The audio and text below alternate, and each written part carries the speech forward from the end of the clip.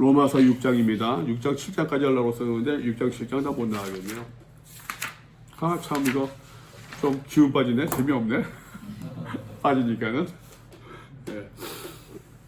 자, 6장입니다, 여러분. 그런즉 우리가 무슨 말을 하리요? 은혜를 더하게 하려고 죄에 거하겠느냐? 말이 됩니까? 그럴 수 없느니라. 죄에 대하여 죽은 우리가, 아까 사도 바울은 얘기했습니다. 죄가 있으니까 하나님의 은혜가 드러난다고 말입니다. 그잖아요, 그죠? 죄가 있으니까 은혜가 드러납니다. 그러면 우리가 은혜를 받기 위해서 죄를 더 짓자라고 하는 어떠한 그 말도 안 되는 소리를 할 수 있잖아요. 네. 안 된다. 그럴 수 없느니라. 절대로 그럴 수 없습니다. 죄에 대하여 죽은 우리가 어찌 그 가운데 더 살리요? 무릇 그리스도 합하여 세례를 받아 우리는 그의 죽으심과 합하여 세례를 받은 줄 알지. 세례에 대한 이야기를 하고 있습니다. 그러므로 우리가 그의 죽으심과 합하여 세례를 받음으로 그와 함께 장사되었나니, 매장되었다는 이야기예요. 매장되었나니 이는 아버지의 영광으로 말미암아 그리스도를 죽은 자 가운데서 살리신 것 같이 우리로 또한 새 생명 가운데서 행하게 하려 하심이라. 여러분 2절 말씀 다시 한번 보시겠습니까? 그럴 수 없다. 죄에 대하여 죽은 우리가 어찌 그 가운데 더 살리요? 어떻게 생각하십니까? 죄에 대해서 죽었다.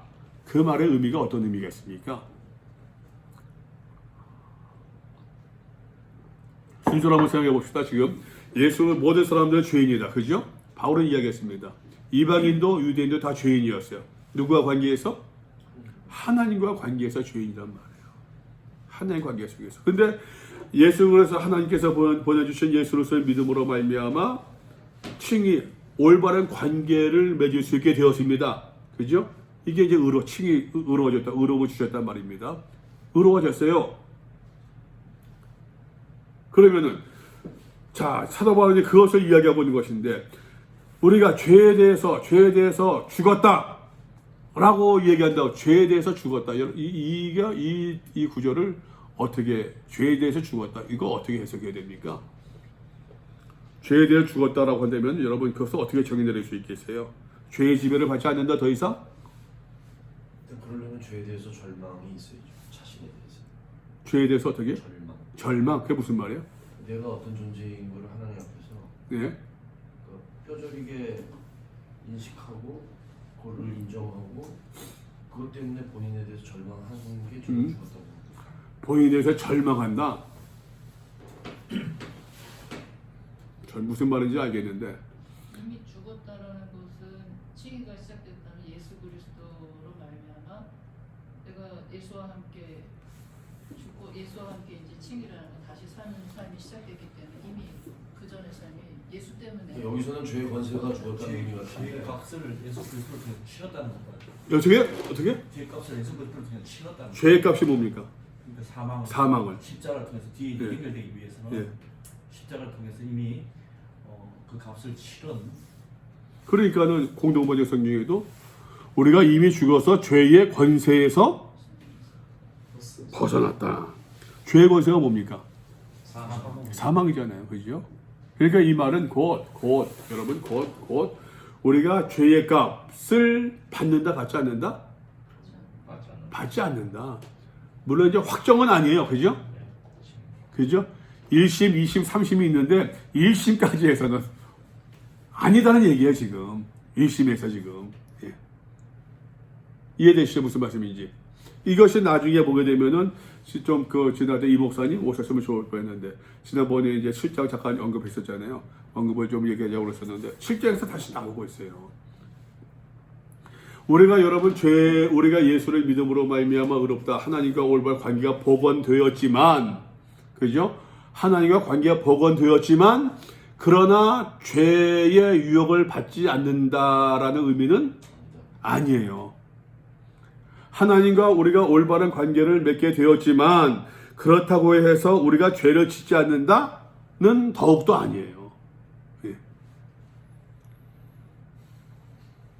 그것을 지금 사도 바울은 죄에 대해서 죽은 우리가, 요거는 좀 분명하게 이 개념을 이해하셔야 될 것 같아요.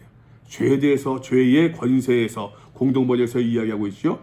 이미 죽어서 죄의 권세에서 벗어났다. 그런데 우리가 어떻게 그대로 죄를 더 지으며 살 수 있겠느냐.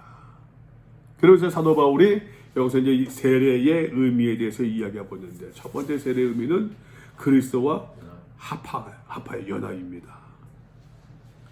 공동 번역에서는 세례를 받고 그리스도와 하나가 된 우리라고 얘기하고 있어요. 그래서 연합이 되었는데, 그러면 세례를 받음으로 말미암아 우리는 그의 죽으심과 합하여 세례를 받은 줄 알지 못하느냐. 곧 예수 그리스도와 연합되어졌다는 얘기는 예수와 함께 죽었다는 이야기죠. 죽은 척이 아닙니다. 그죠? 죽었다예요. 죽었다. 부활하기 위해서는 죽어야 됩니다. 죽은 척하고서 부활은 뻥이에요. 예수님을 3일 동안 죽으셨다가 장사 지내서 3일 동안 무덤에 계시다가 그리고 부활하신 것처럼 죽었습니다. 죽은 자가 다시 살아나는 것을 부활했다고 얘기하고 있는 것이지, 죽은 척해서 죽을 뻔해서 거의 죽어서, 이건 부활이 아니라는 얘기예요. 그리스도와 합하여 연합되어졌다는 얘기는 첫 번째는 뭡니까? 예수와 함께 죽었다예요. 죽었다. 우리는 그의 죽으심과 합하여 세례를 받은 줄 알지 못하느냐. 우리는 이미 예수와 함께 죽었다는 것을 모르십니까? 공동번역에서 이야기하고 있잖아요. 세 번역에서는 우리는 모두 세례를 받을 때에 그와 함께 죽었다는 것을 여러분은 알지 못합니까? 현대인의 성경도 우리가 그분과 함께 죽었다 하는 사실을 모르십니까?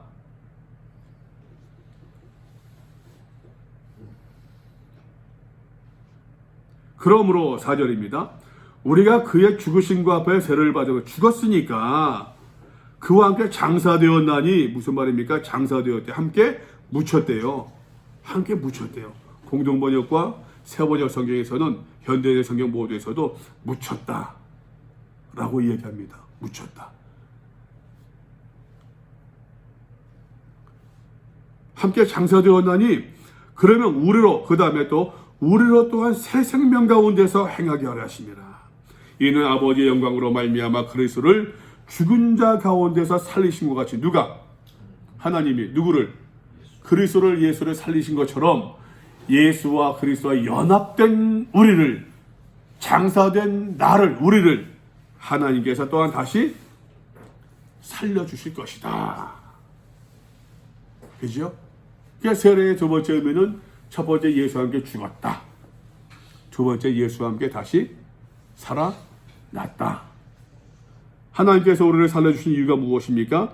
우리로 또한 새 생명 가운데서 행하게 하려 하십니다. 새 생명 가운데서 행하게 하신다. 무슨 뜻입니까? 여러분, 이것이. 이게 뭔 것 같아요? 이게 성화죠. 그죠? 이게 성화예요. 다시 정리할게요, 여러분. 죄에 대해서 죽었대요. 그렇다고 죄의 유혹을 받지 않는다, 그런 얘기 아니에요. 죄의 권세, 죄의 무슨 뭡니까? 죄를 짓지 않는다? 그런 이야기도 아닙니다. 죄의 지배를 받지 않는다? 난 죄와는 상관이 없다? 그러한 얘기는 더더욱 아닙니다. 그러니까 무슨 오해를 받고서 했는데, 내가 예수 믿는 사람인데 그렇게 할 것 같아요? 이것도 사실 건방진 이야기지. 예수 믿는 사람은 남의 거 안 훔칩니까? 먹고 싶지 않습니까? 똑같이요. 사실은 똑같이요. 그러나 여러분, 죄에 대해서 그러나 우리가 아직도 유혹 가운데 넘어지고 우리가 신음할 때가 많이 있지만, 그러나 우리가 하나님께서 우리에게 이 믿음을 주신 것, 이거 새 생명 가운데 살게 하려 하십니다. 이것이 나중에 7장에서 또 연결이 되어져 7장, 8장 다 연결됩니다. 이런 이제 내용들이. 만일 우리가 그의 죽으심과 같은 모양으로 연합한 자가 되었으면, 또한 보세요. 그의 부활과 같은 모양으로도 연합한 자도 되리라. 참, 부활과 같은 모양으로. 뭡니까 이거는 또? 그의 죽으심과 같은 모양으로 연합한 자가 되었으면, 부활과 같은 모양으로 영화죠. 그잖아요.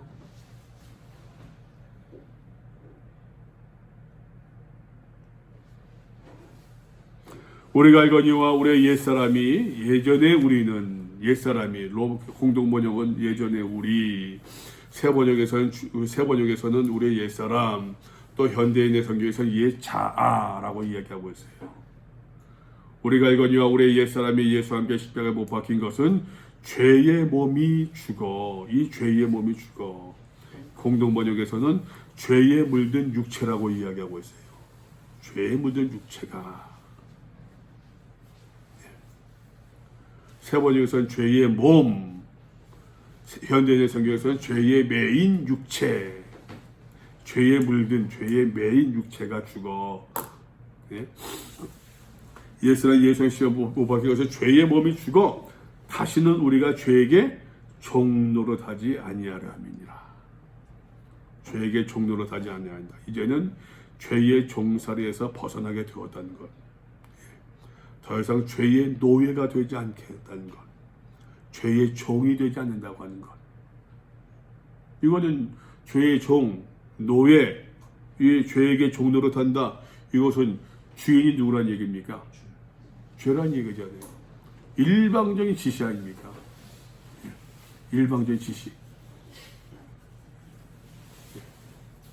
그러나 자유인으로서는 조금 대적할 수도 있고, 그죠? 좀 거역할 수도 있고, 달콤한 유혹 고민할 수도 있고, 그런 내용들이 7장에 또 나오다니까요. 그런 내용들이. 7절입니다. 이는 죽은 자가 죄에서 벗어나 의롭다 하심을 얻었습니다. 칭입니다. 그죠? 의롭다 하심을 얻었대요. 이거 우리 신분을 이야기합니다. 죽은 자가 죄에서 벗어나 의롭다 하심을 얻었습니다. 이미 죽은 사람은 죄에서 해방된 것입니다. 공동번역. 새번역 성경 죽은 사람은 이미 죄의 세력에서 해방되었습니다. 현대인의 성경 죄에 대해서 이미 죽은 사람은 죄에서 해방된 것입니다. 만일 우리가 그리스도와 함께 죽었으면 또한 그와 함께 살 줄을 믿노니 산대요. 다시 산대요. 다시 부활시켜 주는 것처럼 이는 그리스도께서 죽은 자 가운데서 살아나셨으며 다시 죽지 아니하시고 사망이 다시 그를 주장하지 못할 줄을 알미로다. 예수님께서 죽은 자 가운데서 다시 살아나신 그리스도께서 다시는 죽는 일이 없어. 죽음이 다시는 그분을 지배하지 못하리라는 것을 우리는 알고 있기. 예수님의 어떠한 그 모델을 통해서 말입니다. 하나님께서 우리를 다시 살려주신 이유가 무엇이냐? 그가 죽으심은 죄에 대하여 단번에 죽으시며 단번에 죽으셨다. 전혀 그것은 그 그리스도 죽음의 효력이라고 그럴까요? 그렇게 얘기할 수 있을 것 같아요. 예수님께서 두 번 죽으실 이유가 있었습니까? 없잖아요. 한 번으로 끝난다는 얘기예요. 한 번으로도 충분하다는 이야기예요. 그가 살아계심은 하나님께 대하여 살아계심이니. 공동번역 성경 보세요. 그리스도께서는 단 한 번 죽으심으로써 죄의 권세를 꺾으셨고 다시 살아나셔서는 하나님을 위해서 살고 계십니다. 그분이 다시 사시는 삶은 하나님을 위하여 사시는 것입니다. 이처럼 이와 같이 너희도 너희 자신을 죄에 대하여 죽은 자. 왜? 그리스도에 연합한 자니까. 그리스도께서 하나님에 대하여 살아계신 것처럼 그리스도 예수 안에서 하나님께 대하여는 살아있는 자로 너희 자신을 여길지어다. 하나님에 대해서 살아있다. 무슨 말입니까? 공동번역은 하나님을 위해서래요. 하나님을 위해서 살아야 한다라고 하는 것이. 새번역 성경도 하나님을 위해서는 그리스도 예수 안에서 살고 있는 사람이라는 것을 알아야 합니다. 하나님을 위해서. 그러므로 너희는 죄가 너희 죽을 몸을 지배하지 못하게 하여 너희 죽을 몸을 우리 몸이 이제 죽을 수밖에 없다고 하는 거죠. 죽어버릴 죽을 몸들 말입니다. 죄가 우리의 죽을 몸, 곧 한계가 있는 그 몸을 지배하지 못하게 하여 몸의 사욕에 순종하지 말고. 사욕이 뭡니까, 여러분? 사욕은 악할 사자 써서 예, 아주 그냥 여기 다른 데서는 그 공동 번역에서는 육체의 욕망이라고 되어 있네요. 육체의 욕망. 새 번역 성경에서는 몸의 정욕이라고 되어 있습니다. 현대인의 성경에서는 악한 욕망이래요. 하나님을 위하여서 어떻게 살아야겠느냐? 죄에 대해서 죽는 삶이요. 하나님에 대해서 하나님을 위하여 삶을 살아야겠는데 그것이 이제 몸의 사욕에 순종하지 않고 또한 너희 지체를 불의의 무기로 죄에게 내주지 말고 불의한 무기로 악의 도구가 되어지는 불의의 연장이 되어지는 또 죄의 도구가 되어지는 그런 삶을 살지 않고 너희 자신을 죽은 자 가운데서 살아난 자같이 누굽니까? 예수 그리스도 자같이가 아니네 그게 오직 너희 자신을 죽은 자 가운데 살아난 자같이 예수님처럼이 아니라 공동번역성에 보세요. 오히려 여러분은 죽었다가 다시 살아난 사람으로서 가치란 말입니다. 예수님 가치가 아니라 하나님께서 이렇게 하나님께로 이런 은혜 받은 사람으로서 마땅히 우리의 어떠한 이렇게 살아야 됨을 이야기하고 있어요. 지금 13절 그 공동 세 번역성에 보면은 오히려 여러분은 죽은 사람들 가운데서 살아난 사람답게 너희 자신을 하나님께 드리고 우리의 지체를 의의 무기로 하나님께 드리는 삶을 살아야 된다. 죄가 너희를 주장하지 못하리니 이는 너희가 법 아래, 법이 뭡니까? 율법 아래, 그죠? 은혜 아래 있습니다. 혹시 여기가 질문 있습니까? 저희 잘 눈에 안 들어오네.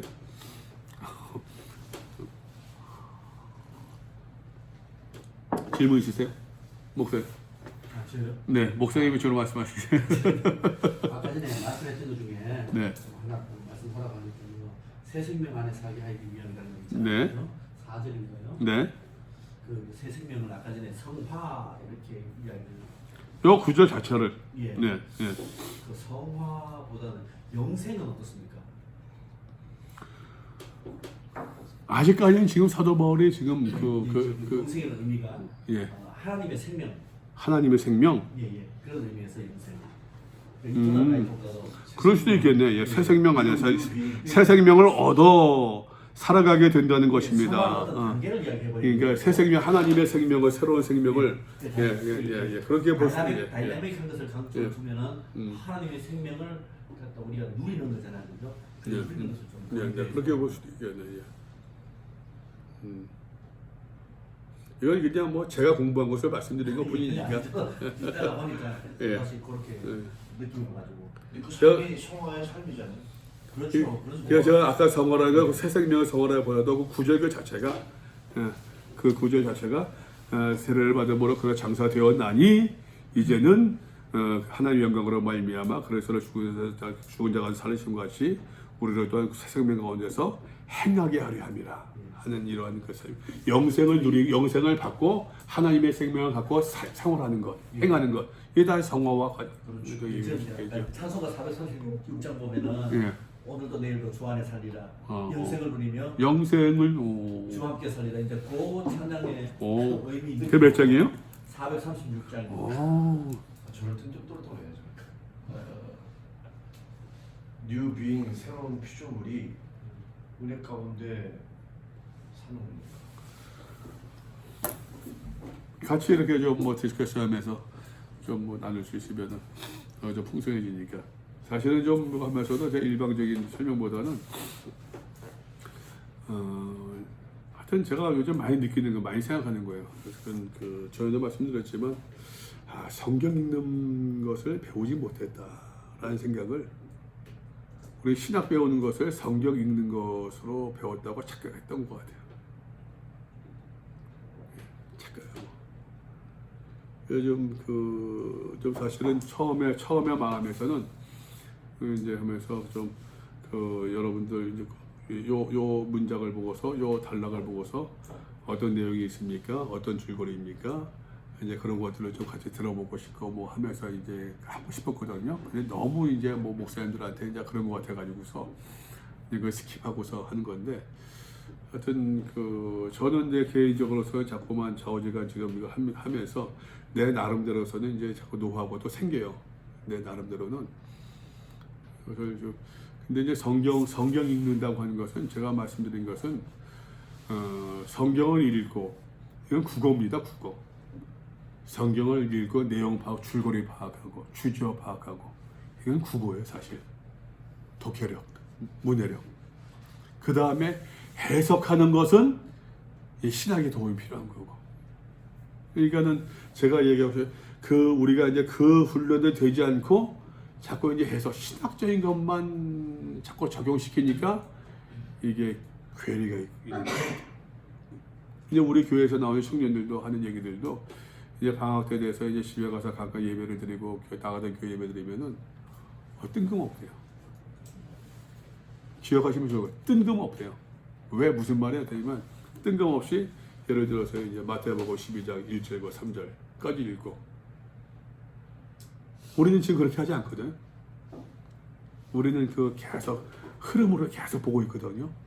그렇게 이제 한 1년, 2년 쭉 보고 있던 아이들이 자기 엄마 아빠한테 나가던 교회 나가서 목사님이 뜬금없이 이 말씀 떡 뽑아가지고서 쭉 이야기하니까는 뜬금없다는 표현을 쓰더라고요. 그 말 듣고서 그럴 수도 있겠다. 그럴 수도 있겠다. 근데 또 사실 목사가 어떻습니까? 저도 그렇지만 일반 그 교회에서 목회할 때 교회에 대한 그 오늘 본문에 대한 어떤 그 배경을 설명하는데 하면 시간이 모자라요, 사실은. 이게 그걸 안다고는 전제 가운데 시작하거든, 설교를. 안다고 하는 전제 가운데서. 근데 사실 교인들이 아냐? 하면은 그걸 몰라요, 사실은. 우리 한 청년이 그러더라고요. 지난주에 예배 드리는데 목사님이 무슨 뭐 본문 가져왔는데 뜬금없어가지고서 그랬다고. 뜬금없는 건 그래도 괜찮고요. 예. 지난주에 그 어떤 교수님이 그러더라고요. 제풀에 와서 목사님들이 설교하는데 토가 나온대요. 응? 근데 구토가 나온대요. 근데 그 얘기를 듣고 제가 충격을 먹어가지고, 저도 목사인데 목사들이 그래도 학생들 앞에서 신학교에 와서 채플에 설교를 하는데 교수가 그 얘기 듣고서는 공감이 되기는커녕 토가 나올 정도면 제가 너무 충격을 먹어가지고요. 근데 이제 그게 뜬금없다고 학생들이 그렇게 본 교회에 가서 이렇게 느끼는구나, 뭐 별반 다를 거 없는 것 같은데, 참 이게. 근데 토 나온다고 하는 것은 그 목사로서가 아니라 제가 봤을 때는 또 솔직히 교인들도 뭐 그렇게 있나요? 교인들이 성경을 그렇게 이제 줄거리 내용을 파악하면서 보냔 말이에요. 그 목사님들 저도 그렇지만 이제 그러질만 않은데 어떻습니까? 성경 본문 딱 펼쳐놓고서 읽은 다음에 이제 무슨 예를 성경 공부 인도할 때 몇 절까지 같이 이제 그 뭡니까? 이제 같이 교독하면서 읽잖아요. 읽은 다음에 목사님들 첫 질문이 뭡니까? 본문 말씀에서 뭘 느끼셨어요? 그러면 교인들 하는 얘기는 저는 여기서 마땅히라는 단어가 부딪혔는데요. 내가 마땅히 해야 될 것을 하지 못한 것 같아요. 뭐 이런 식으로 얘기를 해요. 근데 저는 뭘 느끼셨어요? 라고 한 질문보다는 본문의 내용이 뭐지요? 본문이 줄거리가 뭡니까? 본문은 어떻게 이야기하셨습니까? 뭘 이야기하는 것 같습니까? 제가 시편 33편 폈는데 시편 33편이 지금 어떤 내용이 있습니까? 그걸 묻는 게 사실 먼저인 것 같아요. 내 요즘의 생각이에요. 내용을 알고 해석도 하고 묵상도 할 수 있지, 내용을 알지 못하고 묵상을 한대요. 그게 이제 뜬금없어지는 거죠. 그러니 이제 완전 그냥 본문이 말하는 의미와 전혀 다른 단어 하나에 집착해가지고서 근데 사실 그게 우리 현실입니다. 저는 이렇게 계속 보고서도 또 성경 보잖아요. 그러면 옛날에 그렇게 바뀐 게 또 그걸 또 거기에 이제 그 집착 안 되니까는 각인되어 있어가지고서. 그래서 다시 내가 저 내가 어떻게 봤더라 하면서 다시 살펴보고. 이게 완전 그 교인들도 그래요. 그러니까 어려서 들었던 어떤 그것들이 자기 속에 있어요. 그러니까. 그걸 가지고 지금 현재 목사님이 설교를 하면 부딪힌다고 생각해요. 상반된다.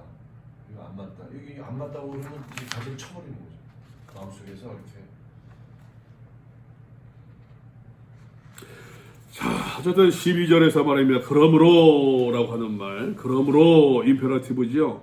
명령법입니다. 그러므로 이제까지는 11절부터 쭉 나와서 말합니다. 이제까지는 이렇게 그리스도께서 함께 산다고 하는 것, 하나님과 더불어 화평을 누린다고 하는 삶, 세례에 대해서 성화 뭐 다 얘기하면서 말입니다. 그러므로 임페라티브, 왜냐하면 인디카티브 앞에서는, 왜냐하면 그러므로 너희는 이렇게 순종하지 말고 하나님께 의의 무기로 드려라.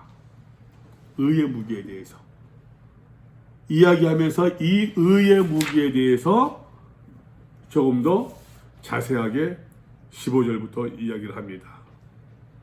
그런즉 어찌하리요? 6장 1절입니다. 6장 15절. 우리가 법 아래에 있지 않냐고 은혜 아래에 있으니 죄를 더 지으리요? 그럴 수 없느니라. 6장 1절 말씀 보세요. 그런즉 우리가 무슨 말을 하리요? 은혜를 더하게 하려고 죄에 거하겠느냐? 그럴 수 없느니라 라고 이야기했던 것처럼 6장 15절에서 말입니다. 다시 한번. 그런즉 어찌하리요? 우리가 법 아래에 있지 않냐고 은혜 아래에 있으니 죄를 더 지어도 되겠느냐? 안 된다. 공동모양 성경 보니까 그렇다면 우리가 율법의 지배를 받지 않고 법 아래에 있지 않냐고 율법의 지배를 받지 않고 은총의 지배를 받고 있다고 해서 죄를 지어도 좋다는 말이겠습니까? 절대로 그럴 수 없습니다. 저는 교회에서도 이 은혜를 저 누굽니까? 저기 독일의 보네포가 값싼 은혜를 얘기한 것처럼 그래서도 은혜를 너무 쉽게 얘기하는 것 같아요. 강조하는 것 같아요. 은혜를 너무 쉽게 얘기해줘. 사실 예를 들어서 내가 김석기 목사님한테 잘못했어요. 그러면 잘못했으면은 내가 누구한테 용서를 구해야 됩니까? 김석기 목사님께 가서 사과를 하고 용서를 구해야 되는데 대다수 기독교인들은 하나님께 기도하고 하나님께 용서를 받았다고 자유를 해요. 야, 하나님의 나라에 용서해 주는데 너 아직도 용서 안 해줘? 그게 미랑 이야기잖아요. 그게 미랑 이야기고. 쉽게 상식적으로 하나님께 지은 죄는 하나님께 용서를 구해야겠지만 그 사람에게 지은 죄는 그 사람에게 용서를 구해. 이게 상식인데 은혜라고 하는 방편은 너무 쉽게 쓰는 거야. 쉽게 생각하는 거 너무 포괄적으로 생각하는 아닙니까? 포괄적으로? 예를 전 그런 면에서는 우리가 은혜롭게 합시다 하면은 은혜롭게 하자는 얘기는 이제 대충 하자는 얘기지. 대충 하자 여기까지도 해버리는 거야. 까칠하게 하는 거야. 까칠해. 많은 영역을 갖다가 은혜라고 하면은 하나님께 우리에게 주시는 값없이 주시는 그 은혜부터 시작해 가서 성경에서는 사실 말씀하고 있는 것처럼 우리가 잘 알고 있는 비유도 있지 않습니까? 1만 달란트 탕감받은 자가 100데나리온을 빚진 자에 가서 목을 비틀고서 막 했던 거 그런 거 하는 것처럼 사실 하나님의 은혜라고 하는 것은 하나님의 입장에서는 가장 값진 대가를 치른 것인데 사실 우리가 그 은혜를 그것을 정말로 은혜로 여긴다고 한다면은 은혜로 여긴다고 하면 예를 들어서 내가 김석기 목사가 잘못했는데 김석기 목사 안 할 것 같아 그렇게 이기동 목사가 잘못했는데 이기동 목사님이 이제 내 죄를 용서해 주는 것만이 아니라 뿐만 위에서 아들이에요 딸이에요? 아들도 있고 딸도 있네요? 목사님 아들을 대신해서 죽였다. 내가 죽는 게 편하지. 안 그러겠어요? 네가 벌 받을 거 내 아들 벌 줬으니까 너 자유해. 정말로 그 은혜를 안다고 한다면은 차라리 내가 벌 받는 게 편하지 마음이. 근데 우리는 그게 아니거든요. 그래서 제가 뭘 말씀드리고 싶냐면은 이러한 맥락에서는 저는 천주교가 이거 무대 천주교보다 낫다고 생각해요. 왜냐하면 천주교에서는 고해성사를 하잖아요. 고해성사. 여러분 그 솔직히 그 뭐 신부 앞에 목사님 앞에 그 교인이 해가지고서 그런 고백 들어보셨습니까? 목사님 사실 제가 무슨 죄를 했는데 누구로 갔다가 이제 뭐 해가지고서 누구로 사기를 쳐가지고서 내가 목사 망하게 만들었는데 목사님 이거 어떡하지? 그런 얘기 혹시 들어본 적 있어요? 저는 들어본 적 없어요. 목사님 사실 내가 가늠해가지고서 왜 누구 건드려가지고 뭐 하는데 목사님 저는 그런 얘기 들어본 적 없어요. 다 들통났어도 제가 잘못했습니다. 들어본 적 없어요, 저도. 근데 천주교는 가서 고해성사를 해. 이렇게 얼마나 쪽팔립니까, 솔직히. 아무리 베일 쳐놓고 얘기한다고 하더라도 굉장히 쪽팔릴 것 같아요. 창피할 것 같아요. 아이씨, 다시 하지 말아야지. 그 신부는 다 아는데, 내가 알고 있는 한 신부도 군대 같이 있었던 신부인데 그 사람 그만뒀어요, 신부직을. 그 사람이 한번 그런 얘기야. 고해성사한 거 사실 무덤까지 갖고 와야 되는데 그 사람 가지고 갔어요. 저한테 얘기했어요. 자기가 30대 때 해가지고서 왔는데 자기는 이제 신부들 하시는 것처럼 이제 혼자 살잖아요. 자기 생각에서는 한 50쯤 지나면은 어떠한 그 성적인 욕망이 사라질 거라 30대 때 사라질 거라 생각을 했는데 어느 날 보니까 70난 노인이 70 먹은 노인이 와서 고해성사하더래요. 여성 목이 되면은 가늠한 생각나고 내 마음속에 음란한 마음이. 이게 그 신부가 그러더라고.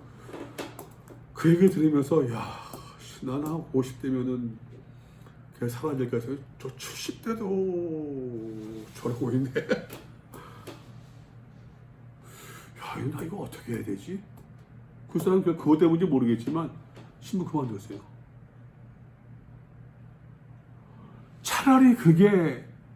저는 차라리 그게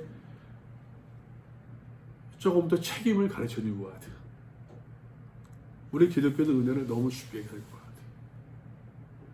같아요. 오늘 많이 셉니다. 저주가. 은혜 아래에 있으니 죄를 지으리요?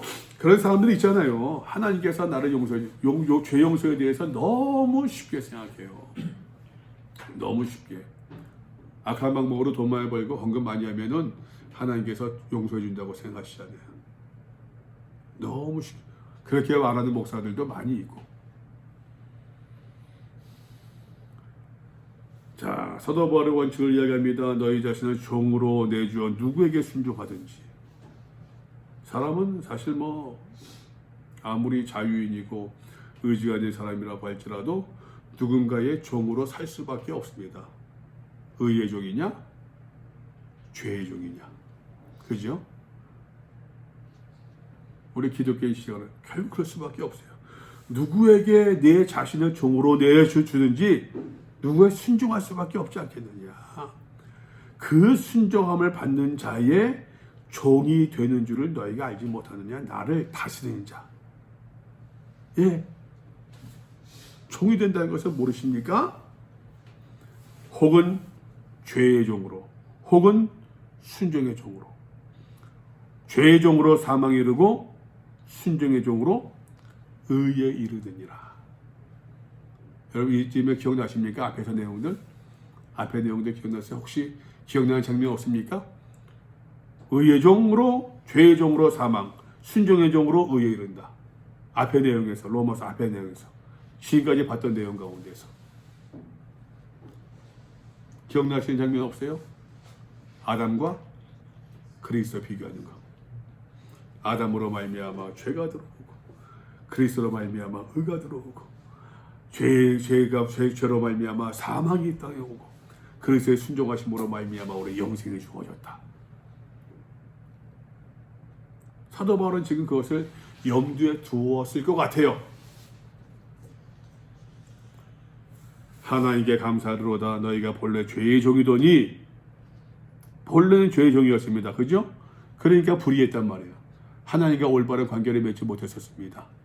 복음에는 하나님의 의가 나타나서 복음에는 하나님과 올바른 관계를 맺을 수 있는 길이 열려져 있으니, 말씀 보았잖아요. 우리가 원래 그런 신분이었었지만 그러나 너에게 준 바 곧 교훈의 본이 무엇입니까? 복음, 그죠? 마음으로 순종하여, 예. 진실한 가르침이라고 얘기하거든요. 여기서도 이제 그 4절 16절에서도 혹은 순종의 종으로 의에 이르느니라. 공동번역성에서는 하나님께 순종하는 종이 되어 하나님과 올바른 관계를 가지게 되는 사람도 있다는 말입니다.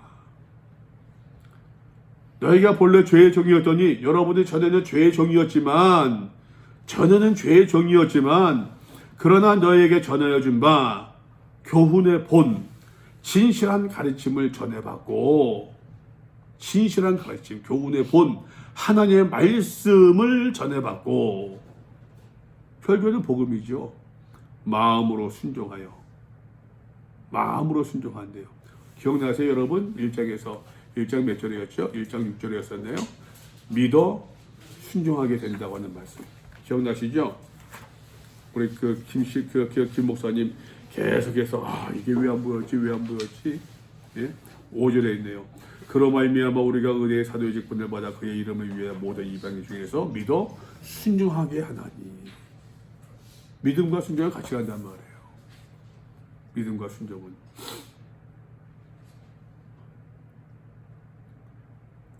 마음으로 순종하여, 이게 무슨 말입니까? 공동번역에서는 마음만 순종하면 됩니까? 마음만 순종한다 그런 의미겠습니까? 아니겠죠. 마음만 순종한다 그런 의미 아니겠죠. 공동번역은 성심껏 복종하게 되었으니. 새번역에서는 마음으로부터 순종함으로써. 순종하는 척이 아니죠. 현대인의 성경은 온전히 순종함으로. 온전히. 그냥 믿어 순종한다라고 하는 것이 참, 믿어 순종한다고 하는 것이. 자, 18절입니다. 죄로부터 해방되어 의에게 종이 되었느니라. 누가? 우리가. 로마 교인들, 우리 모두 성도들이, 여러분은 죄의 권세를 벗어나서 이제는 정의의 종이 되었습니다. 죄에서 해방을 받아서 의의 종이 된 것입니다. 죄에서 해방되어 의의 종이 된 것입니다. 우리의 신분을 이렇게 정의하고 있습니다. 그러니까 하나님과 더불어 화평을 누리자, 의의 종이 되자, 의의 무기를 드리라, 그런 얘기를 반복하고 있지 않습니까? 너희 육신이 연약함으로, 내가 사람이 예들어 말하는 육신이 연약하다. 사도 바울 공동번역은 여러분의 이해력이 미치지 못할까 하여, 잘 이해하지 못한데 말귀를 내가 그 너 이해 못할까 하여. 세 번째, 이해력이 미약함으로. 현대인의 성경에서는 너희의 본래 자아가 연약하기 때문에 내가 이것을 좀 더 쉬운 사람의 예대로 말하노니 너희가 말하는 것처럼 너희 말로 좀 더 쉽게 이야기할게. 인간 사이에 비춰서 말할게. 전에 너희가 너희 지체를 부정과 불법에 내주어 불법에 이른 것 같이 너희 지체가 뭡니까? 온 몸을, 우리의 몸을 말입니다. 부정과 불법에 내주어 더러운 일과 불법의 종으로 내맡겨 불법을 일삼았지만, 세번역 성경 보니까는 여러분이 전에는 자기 지체를 더러움과 불법의 종으로 내맡겨서 불법에 빠져 있었지만, 현대인의 성경에서는 여러분의 전에 부정과 불법을 위해 여러분의 몸을 죄의 종으로 드렸지만, 드린 것 같이 이제는 너희 지체를 의에게 종으로 내주어 거룩함에 이르라. 거룩함에 이르라. 공동번역을 좀 더 의역을 했죠. 온몸을 정의의 종으로 바쳐 거룩한 사람이 되도록 힘써야 할 것입니다. 현대인의 성경은 거룩하게 살도록 하십시오. 거룩하게 살도록. 거룩함이 뭡니까? 여기서 좀 이야기해 봅시다. 거룩함이. 여러분이 생각하는 거룩함. 거룩이 무엇일까? 로마서를 따라서 얘기해 봅시다. 거룩이 뭐라고 얘기할 수 있겠어요? 이명호 목사님, 좀 말씀 좀 하고 없었어. 거룩함요. 예.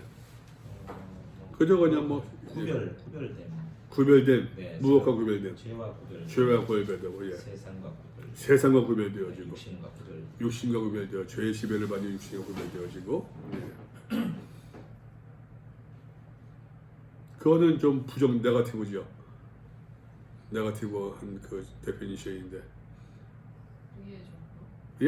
의의 종으로. 의의 종으로, 예? 또 이거는 포지티브한 거고 적극적인 정이고. 맞아요, 다 나오셨네요. 저도 뭐 거룩함이 이르라. 거룩함이 무엇이냐? 너희가 죄의 종이 되었을 때에는 의에 대하여 자유로웠느니라. 죄의 종이 되어서 의에 대하여 자유로웠다. 여러분이 죄의 종이 되었을 때 여러분은 정의에 예속되지 않고 제 멋대로 놀아났었습니다. 여러분이 죄의 종일 때에는 의에 얽매이지 않았습니다. 여러분이 죄의 종이었을 때는 의와는 아무런 상관이 없었습니다. 그 결과가 무엇이었습니까? 너희가 그때는 21절입니다. 무슨 열매를 얻었느냐? 얻은 것이 무엇이냐? 이제는 너희가 그 일을 부끄러워하나니 지금 생각하는 부끄러운 일들밖에 없지 않았습니까? 이제 와서 여러분이 그런 생활을 부끄러워하지만은 여러분이 지금 부끄러워하는 것밖에 더 있습니까? 이는 왜? 그 마지막이 사망이래요. 그런 생활의 그런 삶의 마지막은 결국 죽음을 안겨다 주기 때문이다. 왜? 죄의 삭은 사망이기 때문에. 죄의 삭은 사망이기 때문에. 그러니까는 이제는 하나님을 알고 예수 그리스도를 믿음으로 말미암아 하나님을 알고 하나님의 새 생명을 맛보고 하나님의 관계가 회복되어져 보니까는 전의 삶이 너무나도 부끄럽더라라는 얘기죠. 지금 이제 부끄러워하는 것도 참 중요한 것 같아요. 그죠? 신앙생활에 부끄러움을 하는 것이. 근데 우리 그리스도인들이 부끄러움을 너무 몰라.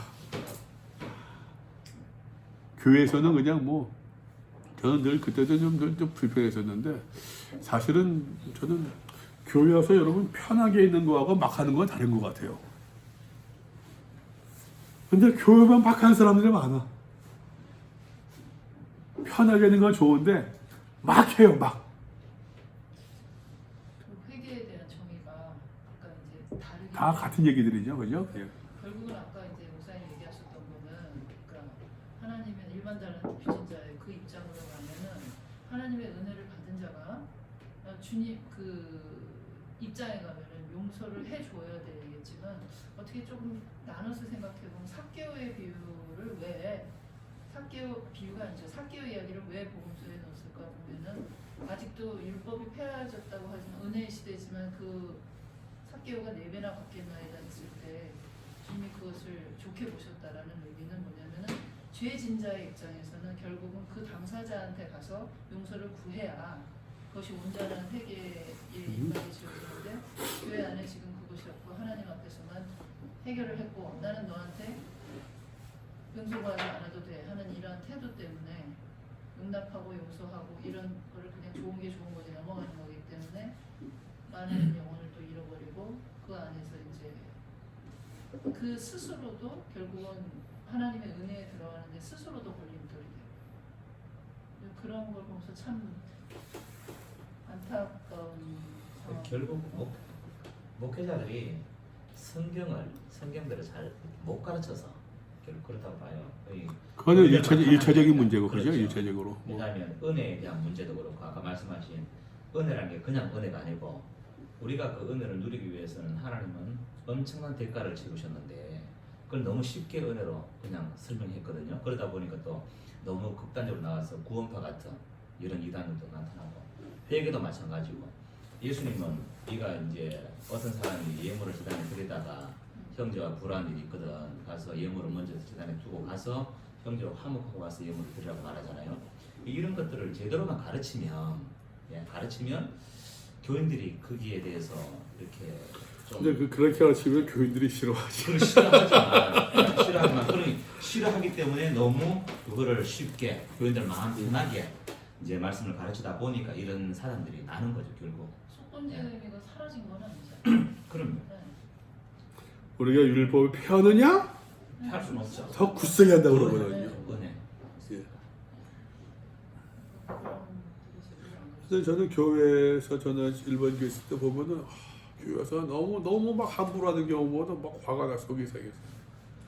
제 개인적으로서는 밖에 나가서는 그냥 뭐 숨도 못 쉬고 찍소리도 못 하면서 교회 오면 그냥 막 그러잖아요. 편한 거하고 사실은 좀 조심하는 거하고는 그래도 말로는 하나님 계신 성전이요 하나님의 집이요 말로는 막 그러면서 좀 조심하게 그렇다고 또 이제 너무 그냥 뭐 숨도 못 쉬고 그런 거 아니고 그냥 좀 그냥 조금 어떤 그것이 결국은 내 교회를 사랑하는 것이고 내 교회도 하나님의 교회답게 함께 만들어 나가는 저 과정이라고 생각하는데 교육이 되면 그냥 전에 교회 있을 때도 보면은 겨울 되면은 고역이에요 저는. 왜냐면은 교회 이제 그 뒤에 이제 온풍기가 있거든요. 온풍기가 한 있는 거 터져 있는 것도 아니고 뒤에서 이제 제스티나 공장 쓰는 것도 있잖아요. 확 부는 것들. 그러면 이제 교회들은 다 뒤통수 대고 있으니까 근데 나는 그냥 확 그냥 입안이 다 말라요. 입안이 그렇게 하니까는 조금 몇 껐으면 좋겠는데 그래 봐가지고서 이제 부목사나 교육교사 전도사님 해가지고 눈치 주면은 이제 저한테 끈다고 그러면 꼭 끄자마자 꼭 키내서 꼭 뭐 그런 경우들 뭐 막 하면서도 하여튼 조금만 좀 조심하게 자기가 그 자리에 불편하면 자리를 옮기면 좋은데 교회들 보면 또 이제 권사님들 연세 되신 분들은 꼭 자기 자리 있잖아요. 자기 전에 성경책 놔두고 뭐 하고 저고 그러신 분들 남이 앉으면 뭐 피키사고 남이도 하고 이런 경우들은 좀 그러니까는 아까 말씀드렸지만 이런 것들이 결국에는 이제 저는 이제 그 신앙보다 성품의 문제인 것 같아요. 배려의 문제들. 저는 이제 그 깎아가면서도 좀 많이 마음에 부딪힘이 있거든요. 어떤 부딪힘이면 사실 사람 상대하기 쉽지 않더라고요. 여러 사람들이 있으니까. 그래서 내가 친근하지 않다는 걸 느껴요. 근데 내가 혼자서 이제 위로 삼는 것은 여러분 사기꾼들이 친절합니까? 친절하지 않습니까? 얼마나 친절해요. 근데 그걸 친절하다고 얘기할 수 있을까요? 그건 친절함이 아니지 사실은. 카이니스가 그건 카이니스가 아니지. 그거는 친절함이 아니죠. 그거는 그냥 친절함은 혼자 생각했어요. 뭘까? 난 배려인 것 같아. 배려. 아까 신앙에서도 도킴에 연다는 얘기했는데 신앙 성품에 한다. 그 신앙이 배려인 것 같아요. 배려. 예수님 요한복음 9장인가요? 보면 가늠하다 잡힌 이야기 나오지 않습니까? 나오는데 그 사람들이 가늠하다 잡혀온 사람의 그 머리끄댕이를 잡고서 끌고 온 그 모습을 생각해 보게 되면은 그거 어떻게 합니까? 그게 진짜 가늠하다 잡힌 건지 뭐냐 어쩌면 그냥 어릴 때부터 둘이서 좋아했는데 짝사랑했었는데 부모님 어떤 그 정원에 의해 가지고서 마지못해 결혼한 관계인지도 모르는 거고 모르잖아요 그거는. 근데 그 사람들은 좌우지간 끌고 와서 그 표현이 사실 전혀 배려가 없잖아요. 인간애가. 근데 예수님께서 가만히 안 계시다. 너희 가운데 죄 없는 자가 먼저 돌로 쳐라. 그런데 그 사람들이 양심이 있어. 흩어졌으니까. 이들이 다 너를 정죄한 자가 너 어디 갔느냐? 없나이다. 나도 너를 정죄하지 않으니 가서 다시는 죄를 범하지 말라. 난 이게 어느 순간 배려로 읽히더라고요. 다른 사람들은 배려하자고 정죄하고 멱살을 잡고 머리를 잡고 끄집어냈었는데 예수님은 그 순간에서도 그 여인에게 어떤 배려하는 모습을 보여주셨던 것 같다라는 생각이, 그 신앙의 결국은 배려인 것 같아요. 그런 생각 요즘 많이 해요. 저는 개인적으로. 여기가 제 기도처고 제 연단의 장소입니다. 자, 의에 대한 자유로 왔느니라. 너희가 저 그때 무슨 열매를 얻었느냐. 이제 너희가 그 일을 부끄러워하는 과거지요. 과거입니다. 그 마지막은 사망이다. 그러나 이제는 now 너희가 죄로부터 해방되고, 죄로부터 해방되어야 돼요. 아까 말씀 얘기하지 않았습니까? 죄에 대하여 죽은 우리가, 죄의 권세에서부터, 죄의 권세가 뭡니까? 사망. 다시 말씀드릴게요. 여러분 보세요. 보면은 내가 예수로서로 말미암아 칭의받았습니다. 성화의 삶을 살고 있습니다. 하나님 그대로 화평의 삶을 살고 있습니다. 그렇다고 해서 내가 죄의 유혹을 받지 않는다. 죄의 지배를 받지 않는다. 죄의 지배를 죄에서 모든 것을 해방되었다. 아무런 죄를 짓지 않는다. 그런 의미가 아니에요.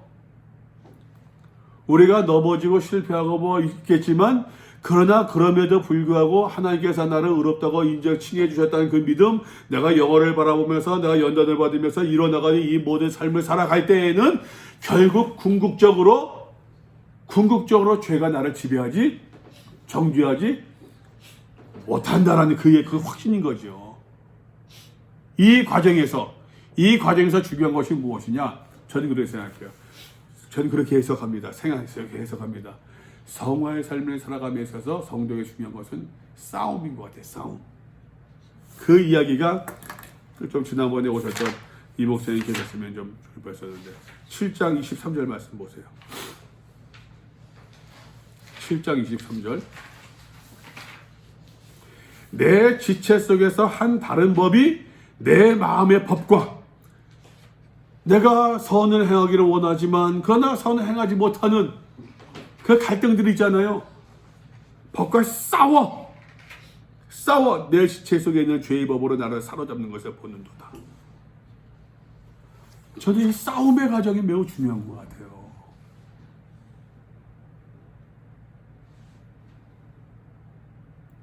사도 바울은 실제로서 계속해서 죄의 실체에 대해, 실존에 대해서 이야기하고 있거든요. 죄의 실존에 대해서, 죄의 실존적인 죄의 모습을 이야기하고 있는데, 그런 모든 죄에서부터 우리가 어떻게 그것을 결국에는 그럼에도 불구하고 다투고 싸우는 과정 속에서 그러면서 거룩함이 이루어 나가는 모습들, 이길 때도 있고 질 때도 있고 밀릴 때도 있고 내가 밀어 나갈 때도 있겠지만, 그러나 이제는 너희가 죄로부터 해방되어 하나님께 종이 되어 거룩함에 이르는 열매를 맺었대요. 그 결과로 여러분이 거룩한 사람이 되었대요. 그 마지막 영생이라 마침내 영원한 생명을 누리게 되었습니다. 그 마지막은 영원한 생명입니다. 거룩함에 이르는 삶의 열매를 세번역 성경에서는 그 삶의 열매를 지금 맺고 있다라고 해요. 맺고 있대요.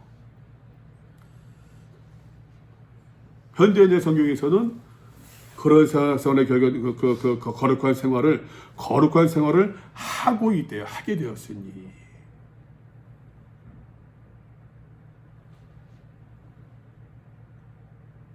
이것이 이제 거룩함에 이르는 거룩한 삶을 살아가는 것. 이것이 이제 성화의 삶의 모습, 하나님과 더불어 화평을 누리는 성도의 모습이지 않겠습니까? 그러나 아직까지 사도 바울은 다시 이야기합니다. 죄의 실체, 죄의 실존을 지금 부정하고 있지 않아요. 내가 칭의의 단계를 넘어서서 성화의 삶을, 영화를 바라보며 성화의 삶을 살고 있다고 해가지고서 내가 죄에서부터 죄에 대해 죽었다고 해가지고서 죄에 대해서 상관이 없다? 죄가 나에게 아무런 영향도 미치지 못한다? 현실적으로? 그건 아니란 얘기예요. 여기 7장에서 그것을 이야기하고 있죠. 죄의 삭은 사망이요, 하나님의 은사는 하나님께서 주신 선물입니다.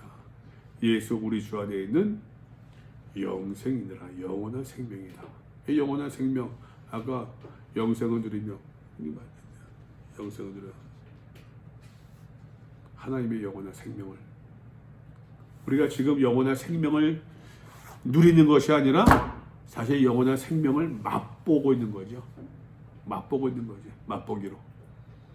크로스에 보게 되면 그런 그림이 있거든요. 크로스에 보게 되면은 하나님께서 우리 천국을 보여주셨는데 천국 문이 있습니다. 그 전에 이제 죄의 권세에 있을 때는요, 천국에 이르는 문이 같이 닫혀 있어요. 그러다 하나님께 이제 그 의롭다 칭함받았습니다. 믿음의 삶을 살고 있습니다. 그러다 역시 천국의 문은 닫혀 있어요. 근데 재밌는 그림이 뭐냐면은, 재밌는 게 그 이제 나무로 된 문인데, 예수를 믿기 전에 불의한 관계에 있을 때 말입니다. 그 문이 틈새가 없어요. 틈새가 없어. 그 안이 어떠한지 볼 수가 없어요. 그러나 예수를 믿음으로 말미암아 칭의받고 거룩한 삶을 살고 있는 사람들에게 보여진 천국의 문은 그 나무마다 틈새가 있어요. 틈새가 있어가지고 그 틈으로 건너편 그 안을 바라볼 수가 있어요. 그것이 우리에게 보여진 거죠. 그러니까 영생을 맛보는 거죠, 이게. 그러니까 이것을 그리워하고 소망하고 그것을 바라보고 즐거워하고 기뻐할 수 있는 것이겠죠.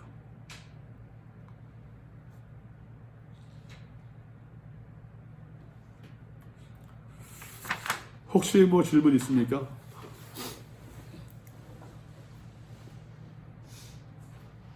사도 바울은 여기서는 6장에서 세례에 대해서, 그래서 연합함에 대해서, 그 의의 종이 되어지고 불의의 종이, 죄의 종이 되지 말고 의의 종이 되라.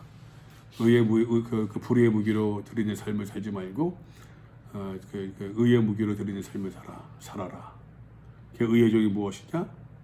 조금 더 6장 후반부에서 구체적으로 이야기를 하고 있는 거죠. 최규열 목사님, 혹시 뭐?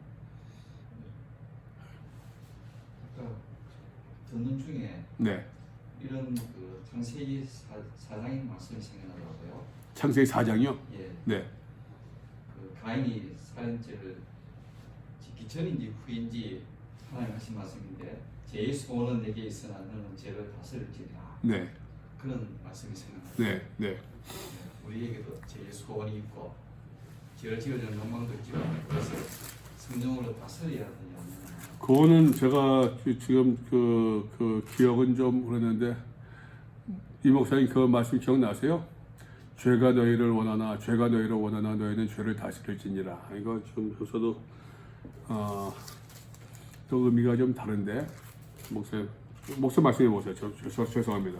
저도 그래서 조금 더 그러니까 우리가 죄악 세상 살고 있기 때문에 네. 죄의 영향을 영향을 받고 네. 죄를 지을 수도 있는 이런 형편이지만, 그렇다고 해서 그렇게 내버려 두고 살 것이 아니라 우리가 죄를 다스리고 죄를 또 싸우고, 아까 싸움이라는 건 다 있죠. 네. 죄악과 싸우고 그렇게 이제 그리스도인으로서의 세상에서 빛으로 소금으로 살아야 되지 않겠나. 저는 그것을 성화라고 보는 거예요. 네. 그런 삶을, 네. 그런 모든 것을. 네. 아예 그 영생에 대한 소망도 없고 칭의에 대한 감사도 없고 하는 사람들은 그 싸움이 없겠죠.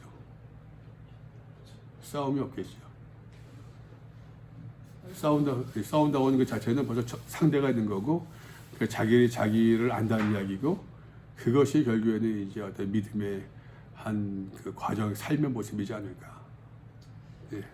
결국은 죽지 않았기 때문에 살고자 하는 소망에 부여잡으려는 그 동기부여 자체가 안 되는 건가 아닌가, 저는 그런 생각을 근데 사람이 저는 안 죽어. 죽겠어요.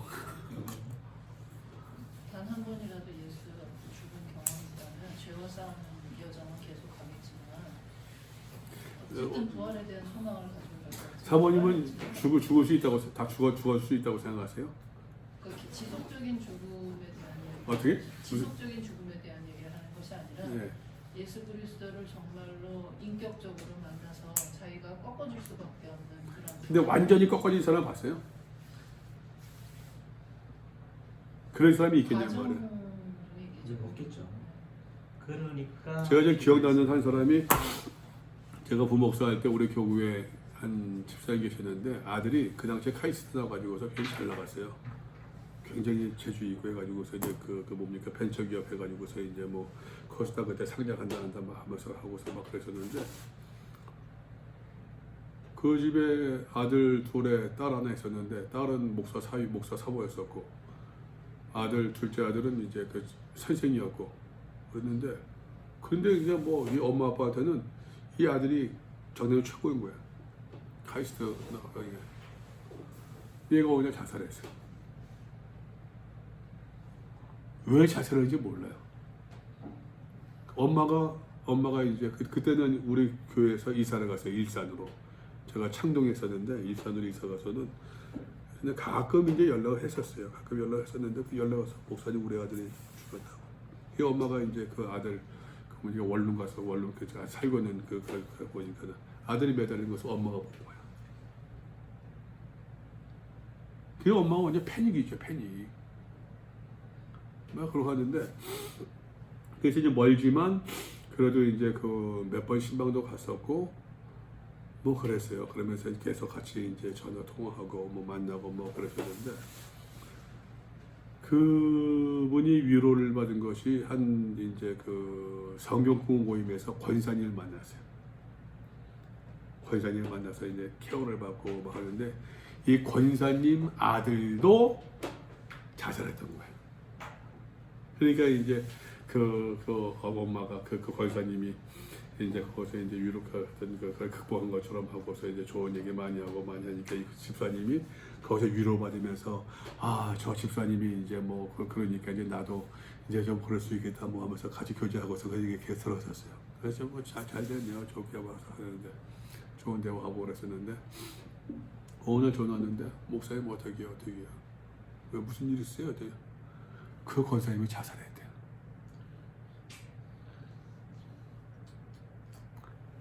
아들을 잃은 것을 이긴 척 했지만 근데 그 집사님이 하신 얘기가 기억나요. 그 권사님을 들었다고 하면서 아들이 죽은 것은 칼이 내 심장에 박혀서 빼서 아문 것이 아니라 심장이 칼이 박혀 있어 가지고서 박힌 채로 같이 이게 그 있는 거하고 똑같다는 표현을 하셨다는 거예요. 그래서 이제 그러면서 그 집사님이 이해하는 듯이 많이 위로하고 막 그랬던 것 같아요. 근데 위로도 진심이었겠죠. 진심이었을 텐데 그렇지만 당신도 이제 그걸 벗어나지 못한 거죠. 그래서 저는 사람이 예수에게 죽었다 하고 있지만 너무 좀 비관적인 게 죽은 사람이 있을까요? 저는 솔직히 그런 생각해요. 차라리 내가 죽었다가 아니라 나는 지금도 싸우고 있습니다 라는 표현이 더 진실한 솔직한 고백이지 않을까 싶어요. 사도 바울도 나는 날마다 죽어라. 나는 날마다 죽어라. 사도 바울도. 그러니까 그거는 이제 그 다음에 이야기 제가 말씀드렸던 거는 음. 의심이 가는 게 이런 부분이에요. 의심이 가는 부분이 뭐냐면 사도 바울은 다메섹 도상에서 예수님을 그대로 만나고 자기가 이러한 은혜에 대한 것도 겪고 일단은 예수 그리스도에 대한 전적인 체험 경험이 있었잖아요. 그리고 신앙의 여정을 가면서 나는 날마다 죽노라 그 고백이 나오는데 고민이 되는 거는 교회 안에 많이 들어있는데 그 고백조차가 없는 상태에서 스타트가 안 됐는데 그냥 신앙을 달리고 있다라는 표현을 제가 좀 그렇게 극단적일지 모르지만 그렇게 보이는 양상들이 너무 많다라는 것을 보게 됐다는 거죠. 그렇다면 왜냐면은 과거 자기가 그거를 경험한 사람은 계속 싸울 수밖에 없잖아. 11서에서 얘기하는 계속 싸울 수밖에 없는 그런 존재로 살아갈 텐데 싸우려는 그 개념 자체를 모른다면은 그 사람의 시작이 있었다. 우리가 함부로 얘기할 수는 없지만 의심이 되는 정황이 너무 많다는 거죠. 혹시 뭐 다른 말씀 여기에 대해서?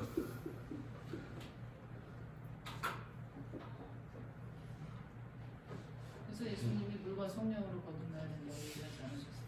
성령을 쫓아 사는 삶에 대한 것을. 네, 저가 이제 오늘 말씀해 주신 것들을 사모님 입을 떼시니까 목사님 오래되면 닫는구나. 제가 지금 저는 이제부터 이만 닫겠습니다. 말씀하옵소서. 근데 로마서 말씀 이제 바울 사도가 쓴 말씀인데 그 로마서 한 가지만을 가지고 우리가 하고 있기 때문에 로마서만 봐서 그런데 이제 고린도전서 2장 3절에 보면 거기에 무게 속한 사람과 신령한 자, 네. 그다음에 육신의 그리스도인이면서 어린아이와 같은 신앙을 가진 사람이 있다라고 분류를 하고 있는 것을 알 수가 있거든요. 근데 그러한 관점에서 볼 때 그 로마서 아까 우리가 6장에 4절에서 우리로 또한 새 생명 가운데 행하게 하려 함이라는 말씀이 있었잖아요. 그걸 이제 NIV로 보면 뉴시스라고 이렇게 뉴니스.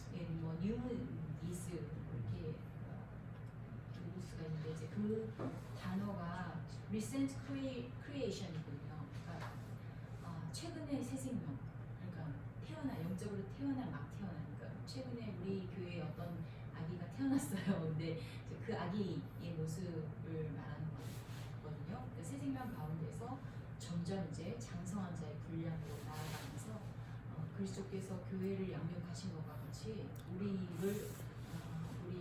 그리스도인이지 아직 지금 어린 아이와 같은 그런 태어난 그런 상태이지만 계속적으로 단련이 되어서 성품을 연다시키게 하려는 것이라는 그 말씀이 있거든요. 그래서 베드로후서 1장 4절 같은 경우에 보면은 신성한 성품에 참여하는 자가 되게 하려 하신다. 그 목적이 분명히 있는 거예요. 그래서 우리가 아직 신성한 성품에 온전하게 참여한 상태는 아니라는 거잖아요. 그죠? 우리가 그러면 살아가면서 그것을 계속적으로 이뤄가야 되는 어떤 도상에 있다는 거죠. 그리고 도상에 있는데 어떤 사람은 저만치 있고 어떤 사람은 여기에 있고 그렇지만 방향은 다 같은 예수 그리스도라는 그 길이요 진리요 생명이신 예수님이라는 그 방향은 같은 상태로 가고 있다는 거죠. 근데 어떤 사람이 뭐 배려심이 많고 성품이 좋은 사람이 있는데 그 사람은 예수님 안 믿어요. 그런데 그 사람이 사실 우리랑 같은 방향으로 가는 도상에 있다고는 볼 수 없거든요. 그래서 우리가 사실 성품 어떤 배려나 이런 그 성품 자체로만으로는 우리 그리스도인의 목적은 아니라고 봅니다. 아니 이제 나타나는 현상이 비례라는 그런 말씀이고. 네, 그러니까 그 성품을 가르친다는 그 자체로는 우리의 목적은 아니라고 그- 봐요. 그러니까 그런데 우리보다 더 성품이 좋은 남크리스찬들이 많이 있는 걸 압니다. 네. 저희도 알지만은 그분들의 방향은 우리의 도상과는 다른 방향이라는 거죠. 그렇기 때문에 우리가 그들을 본받을 필요는 없고 우리가 본받아야 되는 분은 예수 그리스도 성령께서 우리를 변화시키고자 성령으로 우리는 변화가 되는 거죠. 사실 우리 힘으로는 할 수 없는 부분이 너무나 많기 때문에 성령을 따라 행하는 그러한 우리의 의지가 결단과 뜻이 있어야 되는 부분이 그래서 생각이 다 다르니까는 그러는데 제 생각을 말씀을 드렸던 것이고 제가 드렸던 말씀도 이제 그 성품 훈련만이 아니라 성품 훈련만 이야기하는 것은 아니고 이제 믿음을 통해서 아까 연단을 이야기했으니까는 믿음으로 말미암아 믿음이 우리의 모든 영역을 다 변화시켜 건드려줘야 되는 것처럼 우리의 신앙의 영역도 또 우리의 어떤 그 감성적인 영역도 같이 좀 이제 훈련이 필요하지 않겠느냐. 제가 그런 것을 이제 들었던 말씀이었던 거고. 저 얘기는 그 말씀에 대한 반론인데요. 우리가 뭘 훈련하고 우리가 뭘 해야 되겠다는 물론 이제 이렇게 그 의지를 표명하는 것 중요하고 따라서 행하려고 하는 하나님의 뜻을 따라서 살려고 하는 그 관점에서는 맞는 말이지만은 우리 인간적인 모습으로는 그것을 행할 수는 없다고 저는 생각이 돼요. 그러니까 원래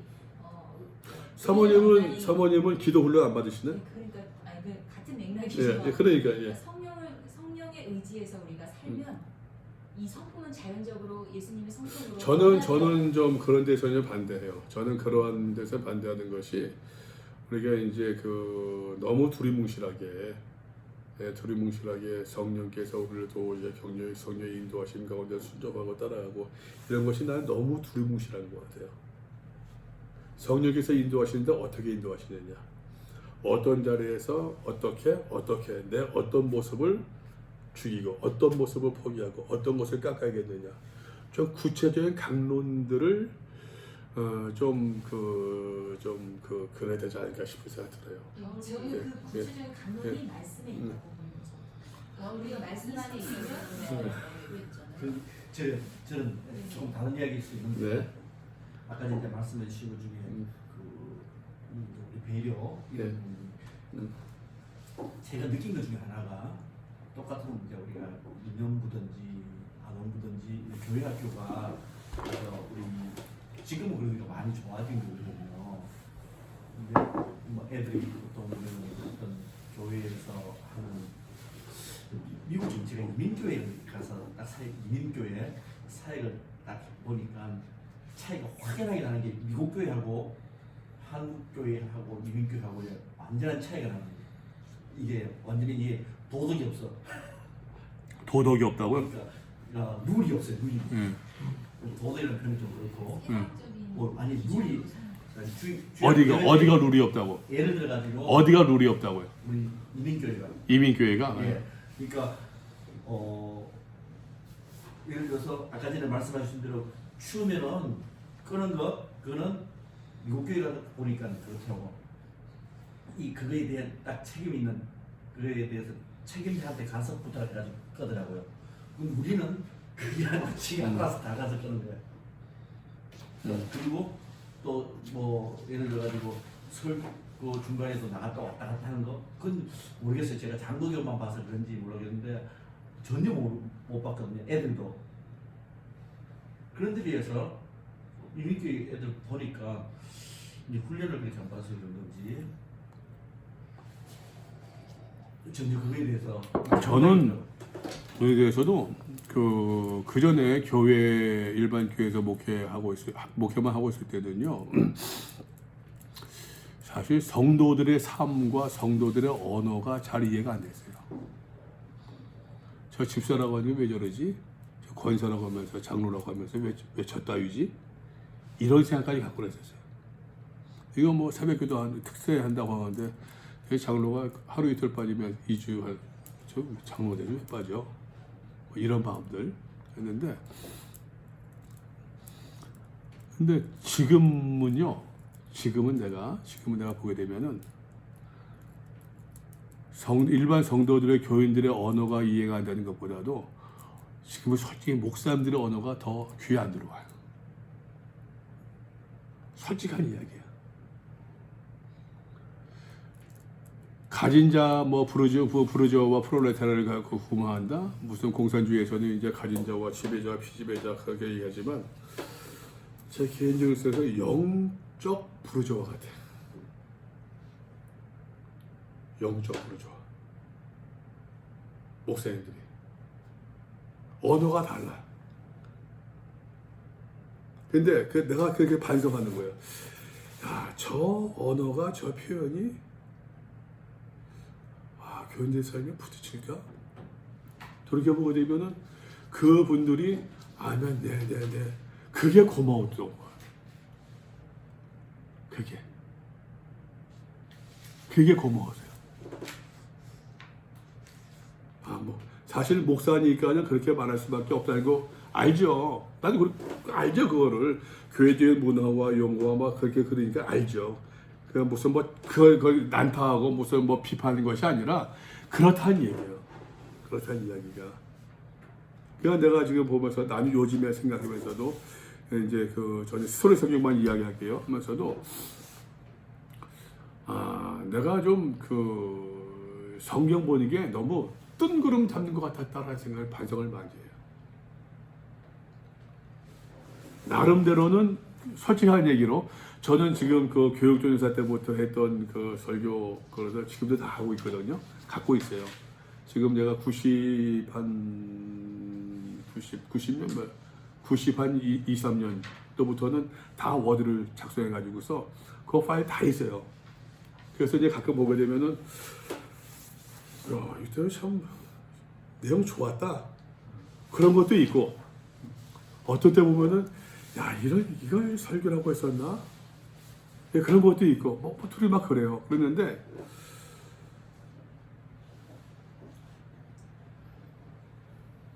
어쨌든가 저는 좀 뭐 보면서도 좀 성경이 스토리 성경 이야기한다고 하는 그런 얘기한다고 했으니까는 그게 너무 이제까지 저는 신학적으로만 그렇게 교회적으로만 내가 들은 대로만 성경을 봤었구나라는 후회를 참 많이 해요. 여러분들이 지금 제 얘기를 어떻게 들을지 모르겠지만 저는 그 후회를 참 많이 해요. 형이 왜 이렇게 못 봤었지? 그러니까 내가 똑같이 그때 들었던 말씀인데 조마지가 우리 자료 모으잖아요. 솔직히 설교자로 모으잖아요. 내가 설교자로 여러분 풀어드리면은 정말 평생 준비하고 할 수 있는 거 다 드릴 수 있어요. 정말로 모든 프로 재직 훈련 뭐 다 드릴 수 있어요. 내가 몇백 기가 있어요. 내 것만 해도 진짜 설교만 내 설교만 여러분 내가 저 20년 이상 그거 전부 다 파일로 갖고 있으니까 파일로 내 설교 갖고 있으니까는 그것만 남의 거 아니라 내 것만 들어도 그럴 수 있어요. 근데 말씀드린 것처럼 그것이 역시 남의 거 듣고서 거기에 내가 자꾸만 링크돼서 했다는 얘기예요. 바울이 로마서에서 갈라디아에서 마태복음에서 마가복음에서 무엇을 어떤 흐름으로 그거는 그냥 뭐 신학적인 배경, 신학생 보고서 문자에서 뭐 일정 무슨 내용이거든 기억나는 대로 해가지고서 그러한 남들이 이렇다라는 것이 아니라 신학 훈련을 받았으니까는 이제는 내가 내 안목으로 한번 그 사람들이 말한 것이 맞는가 틀리는가 그분이 그 교수님이 설명을 잘하셨구나. 그 교수님이 좀 설명을 잘못한 거야. 이 책에 좀 수정돼야 될 것 같네. 이 정도 안목은 저는 목사님들이 있어야 된다고 생각을 해요. 근데 그걸 키우기 위해서는 기본적으로 말씀드린 것처럼 성경을 성경으로 내용으로 국어 훈련. 근데 국어 읽기를 안 하죠. 그런 의미에서 보게 되면은 이제 우리들은 뭐 사실 뭐 목사의 사모님 전부 다 교회 장학생들 아닙니까? 교회에서만 살았던 사람들이잖아요. 솔직히 우리의 모든 사고와 모든 언어, 모든 뭐 생활, 저는 목사 이외에 다른 걸 생각해 본 적이 없어요. 어릴 때부터 난 목사 되겠다. 저는 일반대학 가지 않은 이유도 군목으로 가기 위함이었었고, 저는 다른 거 진짜 한번 생각해 본 적이 없어요. 어떻게 하면 성경을 좀 더 잘 전할 수 있을까? 저는 그것이 유일한 그것이었어요. 오직 교회에서만 그랬었는데, 거기에 대한 이제 나 스스로 반성이 있는 거예요. 좀 많이 괴리가 있었구나라는 생각.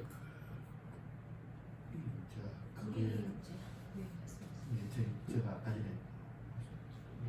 아까 사모님 하면서 또 보니까 무슨 말씀 하려고 했었는데 잊어버렸어 지금. 그 읽기 중에 낯설게 읽기 있잖아. 낯설게 읽기. 낯설게 읽기. 예. 우리가 너무 익숙하게 왜 읽는데. 예. 뭐 아까 전에 말씀하신 대로 이거는 여기 읽으면은 그 다음에 여기 드러나고 여기 말씀하면은 그게 완전 우리는 너무 익숙해요. 성도들도 똑같아요. 예. 성도들도 저기 사마리아 기억났어요. 말씀해 주세요 조금 이따. 사마리아 그 누가복음 10장에 사마리아인의 그 이야기하면 이렇게 나오듯이 우리가 지금 이런 작업이 참 좋은 부분 중에 하나가 뭐냐면은 어떤 부분에서는 이제 낯설게 읽기 작업 중에 하나가 아닌가 그렇게 생각이 됩니다. 그 기존에 우리가 그냥 도식화되는 그런 읽기가 아니라 항상 요즘에 저도 이제 그런 생각을 많이 하게 되는 게 읽기 중에 너무 우리가 어떤 도식과 모형과 이렇게 스테레오타입화 시키지 말고 정말 새로 보는 것처럼 필립 야리 씨가 얘기하듯이 우리가 너무 빨리 있는 게 아니라 이렇게 이미 예수님께서 태어나셨는데 십자가까지 다 생각해버리고 이런 식으로 읽기 우리는, 그죠? 그냥 우리가 낯설게 읽기 작업 중에 아주 이게 좋은 방법 중에 하나라고 그렇게 생각합니다. 사모니아가 말씀 가운데서는 우리가 똑같은 비슷한 얘기인데 저는 이제 보면은 우리가 우리 입장에서 자꾸 교인들을 바라보는 것 같아요. 목사들.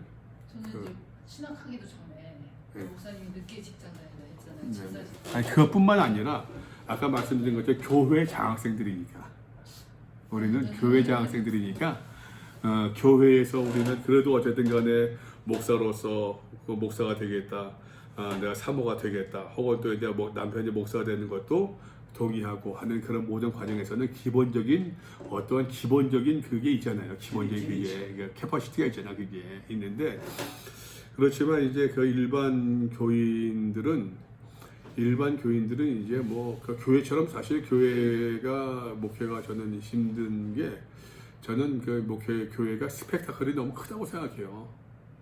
예, 그 스펙타클이 뭐라고 합니까? 이제 갑자기 스펙트럼이 너무 크다고 생각해요. 너무 넓어 스펙트럼이. 배우고 배우지 못할 사람 가진 너무 넓어요. 그러니까 사실 이 타겟을 정하는 게 이게 쉽지 않은 것 같아요. 그러다 보니까는 이제 처음 나온 사람이 있고 오래 믿은 사람도 있고 성경도 여러 번 본 사람도 있고 처음 읽지도 않은 사람도 있고 스펙타클이 너무 크니까는 이게 사실 타겟을 정하기 쉽지 않단 말이에요. 그런데 저는 이제 아까 사모 말씀 가지고 하고 싶었던 게 뭐냐면은 기본적으로 교인들 아까 이제 사모 말씀에서도 장성한 사람이 있고 어린아이 같은 신앙이 있고 다양한데 저는 중요한 것은 신앙생활하면서 자신을 돌이켜보는 것.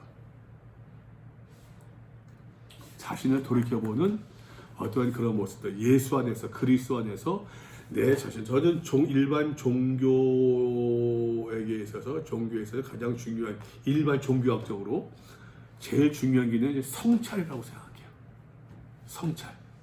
종교가 주는 그 어떤 가치를 따진다면은 자기를 돌이켜보고 성찰할 수 있는 것.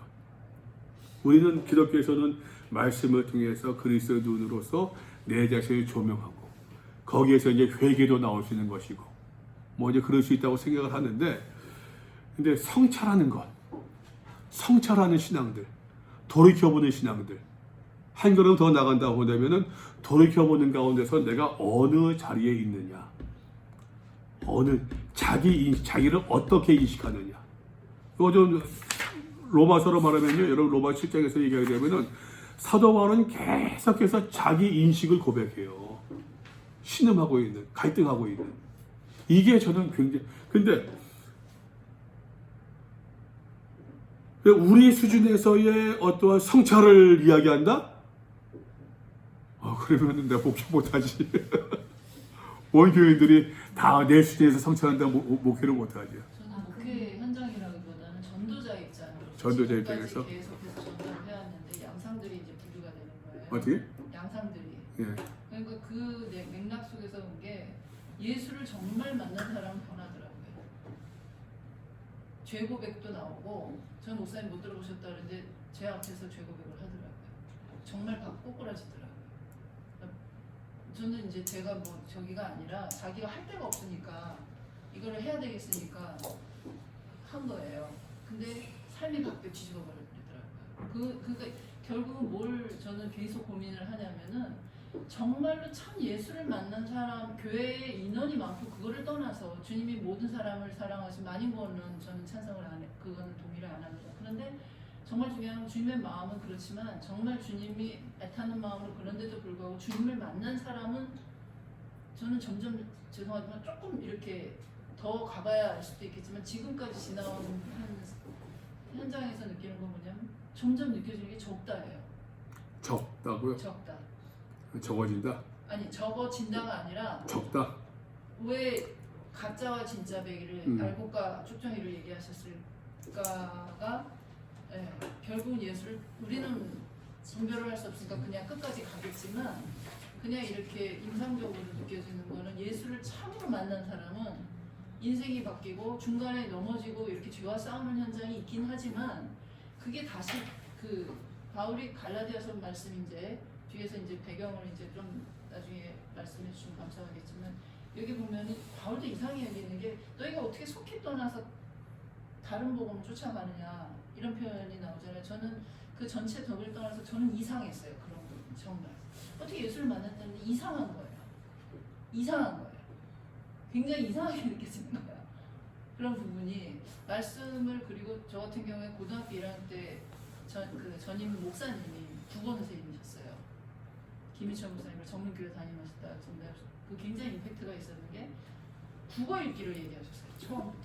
예? 국어로 읽어라. 국어 선생님이셨거든요. 저는 목회자 되시기 전에 성경 통독을 얘기를 하시는데 국어로 읽어라. 문맥만 잘 알아도 그때 애들을 통독을 시키셨어요. 그러니까 어려서 신학을 안 하고 그냥 성경을 받아들이는 그 스펀지 같은 그런 부분들이 훨씬 더 임팩트 있게 나와요. 맞아요. 고정하시지 않고.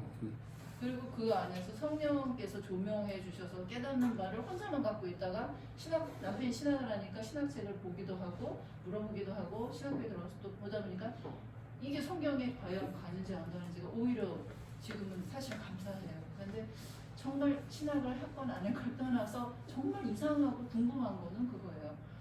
예수를 정말 만났다면 이 비포하고 애프터가 다른 역사가 있는데 아무리 역경이 있고 죄와 싸우는 투쟁이 있고 그거는 있지만 누구나 있잖아요. 저도 있거든요.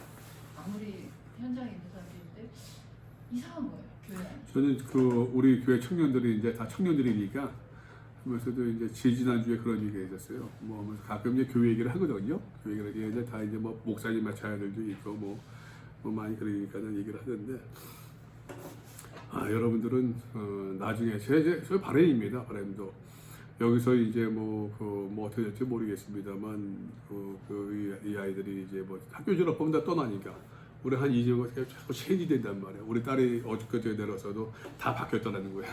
다 바뀌고 하니까 하는 얘기가 여러분들이 나중에 사회 졸업하고 사회생활하고 결혼하고 뭐 이제 교회생활 하면서도 어떠한 이러저런 교회에서 신앙적으로 중요한 어떤 결정의 순간이 있을 때에 나하고 같이 공부하고 말씀 듣던 그것이 기억이 나고 기억이 나서 그 기억이 여러분들이 좋은 결정을 맺히는데 영향이 주어졌다. 난 참 기쁨으로 얘기했다. 그런 얘기를 많이 해요. 많이 하고 하는데 하면서 이제 지지난주 같은 얘기가 여러분들 저는 뭐라고 그러냐면은 여러분 교인 되지 말고 성도 되라고. 교인 되지 말고 성도 되라고. 우리는 지금 교회에서는 사실 실제적인 목회적인 필요 현장에 따르면 사실 목회자 입장에서는 교인과 성도를 구별할 수가 없잖아요. 현실적으로 교회 나오면 성도시 뭐 솔직히 현실적으로 그렇잖아요. 현실적으로 그래. 그러나 이제 우리끼리 얘기해야 되는 교인이 다 성도일까? 교회 나오면 교회 나오면 교인은 될 수 있어요. 성도님 그죠? 교회 나오면 교인은 될 수 있어요. 교우는 될 수 있어요. 그러나 참 성도 되는 게 물론 이제 교인도 교회만 나오는 사람들도 목적을 가지고서 차를 팔고 외판하는 사람이 차 팔기 위해서 교회 나온다. 전 그런 사람도 봤어요. 교회 차 계약하니까는 교회 안 나오더라고요. 그러면서 막 봤는데 그러나 그런 사람들도 목회를 패스토럴 케어도 해야겠지만 성도들도 또 사실 케어를 해야 되는 거고 똑같이 우리들 입장에서 현실적으로 이제 그러다 보니까는 이제 물론 우리는 또 이제 그러면서 또 교인들을 참 성도로 만드는 것이 우리 뭐 그런 것이겠지만 그건 너무 이제 더 어른들이 우리들한테 주시면 좋겠고 네. 지금 쭉 얘기를 하셨는데 이제 저희가 미국에서 신학교에서 공부를 할 때요 만난 교수님이 에딩턴 교수님이라고 계신데 그 에딩턴 교수님 강의 중에서 성화 모델이 있었어요. 성화 논쟁. 네. 그리스도인들이 이제 예수님 믿고 난 다음부터 그 다음에 점점 성화되어가는 과정에 대한 논의가 있었는데 그것이 이제 나선형적인 모델이 있거든요. 네. 근데 바울 선생님의 바울 신학자로서 우리가 크게 보는 바울이지만은 바울도 이런 고백을 하고 있는 걸 우리가 볼 수 있잖아요. 고린도전서 13장에 11절에 보면은 내가 어렸을 때는 말하는 것이 어린아이와 같고 깨닫는 네. 것이 어린아이와 같고 생각하는 것이 어린아이와 같다가 장성한 사람이 되어서 어린아이의 길을 버렸노라 이 말씀 있잖아요. 그런 것과 마찬가지로 어떤 단계가 있다는 거죠. 멀리서 이게 보이시는지 모르겠는데 네, 보여요. 예. 네. 나선형적인 모델이 이렇게 생겼는 건데요. 여기서 보면은 처음에 네. 무슨 말인지 알겠어요. 네. 그러니까 무슨 말씀인지 알겠어요. 예. 그래서 어떤 성품이 변화돼서 처음에는 뭐 감격해서 더 좋은 쪽으로 가다가 어느 순간에 또 시험에 들어서 다시 좀 아래쪽으로 내려올 수도 있다는 거죠. 더 떨어질 수도 예, 있고. 더 떨어질 수도 있고. 그러면서 점점 네. 이 원점이 예. 점점 줄어가는 거죠. 이 폭이 점점 줄어가면서 마지막에는 이렇게 그리스도의 성품의 온전함에 참여할 수 있게 되는 그런 단계로 나아간다는 이 모델이 굉장히 저한테는 이해를 많이 도와주는 그런 모델이었거든요. 근데 이제 조금 잠시 죄송합니다. 좀 그럴 것 같아요. 그래서도 우리가 지금 어떤 로마서를 텍스트로 하고 있으니까 로마서를 텍스트로 하고 있으니까는 우리가 로마서의 6장에서의 본문을 우리가 어떻게 이해하는 것이 좋을까가 사실은 그런 것 같아요. 왜냐면은 이렇게 해서 하게 되면은 사실은 어떠한 그 신학적인 것까지 아니어도 뭐 신앙적인 어떠한 그런 디베이트가 그냥 뭐 끊임없이 계속될 수 있으니까는 이 말씀 예. 6장 4절하고 말씀하고 4절의 네. 말씀하고 연결이 되기 때문에 제가 이어서 이렇게 말씀을 드리는 거거든요. 네. 6장 4절 그러므로 우리가 그의 죽으심과 합하여 세례를 받음으로 그와 함께 장사되었나니 이는 아버지 영광으로 말미암아 그리스도를 죽은 자 가운데서 살리신 것 같이 우리도 또한 새 생명 가운데서 행하게 하려 함이라. 네. 그러니까 새 생명이 있는데 그 가운데서 우리가 새로 뉴 크리에이션이라는 거 새로 창조된 어떤 바로 이렇게 창조된 그 새 생명 가운데서 점점 장성한 자의 분량까지 자라나게 하겠다는 그런 의도 그런 목적이 여기 담겨 있는 것 같습니다. 약간 성화로 해석하는 건 그러니까 여기서 어쨌든 간에 저는 그렇게 정리할게요. 이렇게 정리하겠습니다. 제가 로마서를 읽으면서 이제 저는 사실 뭐 로마서를 가지고서 여기서 이제 뭐 설교 뭐 무슨 예를 들어서 요지를 정한다던가 뭐 대지를 정한다던가 했던 것들도 있고 하지만 어쨌든 간에 그러면 시간이 많이 지나가니까는 오늘은 6장 하니까 막 그런 것 같아요. 저도 그러는데 이제 내가 로마서를 읽은 거 나는 로마서를 이렇게 읽고 이 내용인 것 같습니다. 거기다가 조금 제 해석이 조금 이제 설명이 좀 들어가는 부분도 있고요. 근데 중요한 것은 이제 여러분들께서는 또 성경을 또 여기서 어떻게 읽는지. 근데 이제 오독은 할 수 있겠죠. 오독은 잘못 읽을 수 있겠죠.